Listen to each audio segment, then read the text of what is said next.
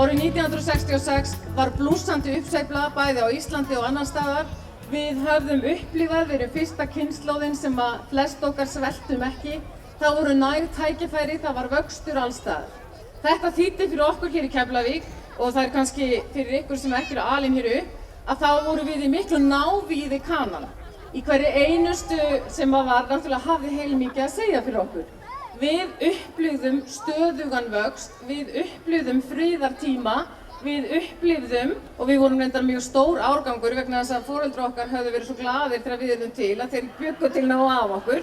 Þannig en það þegar við sátum á skólabekknum og þá fóru orrustuflugvélarnir yfir og kennararnir urðu að þagna á meðan, en við vorum líka einu krakkarnir á landinu sem gátum borða kananammi, skildum ensku nokkuð vel og höfðum flest í fjölskyldum okkar einhvern enskumælandi. Árið 66 var gott ár. Árið 66 og sá áratugur framundan mótaði okkur og þess vegna erum við líka fyrsta kynslóðin sem að núna horfir allt öðruvísi á framtíðina heldur nokkur önnur kynslóð hefur gert áður. Við stöndum í skrefunum, við stöndum á krossgötum að því leyti til að nú er að eiga sér stað ákveðin iðnbylting þar sem að við lifum miklu mun lengur. Við verðum mjög fjölmenn eftir 20 ár. Við verðum mjög fjölmenn eftir 40 ár hér í göngunni. Vegna þess að langlífi er að aukast og það þýðir að við höfum tækifæri sem að aldrei áður hafa blasað við fólki og okkar aldri. Það er sagt á enskunni að því að við erum hérna í Keflavík allir að sletta, það er sagt að 60 is the new 40. Það er náttúrulega 50 is the new 30. Valgerður Guðmundsdóttir menningarfulltrúi árlega 80s frá árgangi 66, 50 ára í ár. Þetta var nú svolítið skemmtilega ræðið og er þetta það sem að þú upplifir svona Keflavík í huganum? Við vorum algjöru snillingar hérna.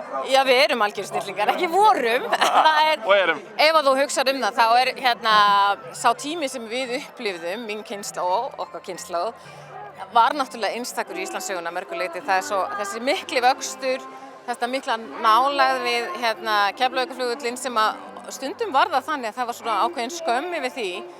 En ef að við hugsum það, þá náttúrulega opnaði það heiminn fyrir okkur á máta sem að engin annar hafði tækifæri til þess að kannski upplifa á þeim tíma.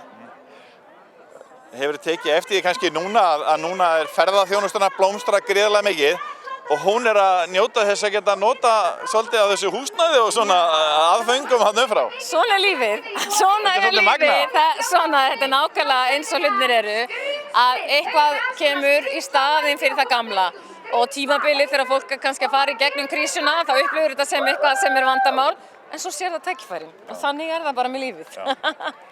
Ljósanótt er mikið tækifæri fyrir íbúa Reykjanesbæjar, Valgerður.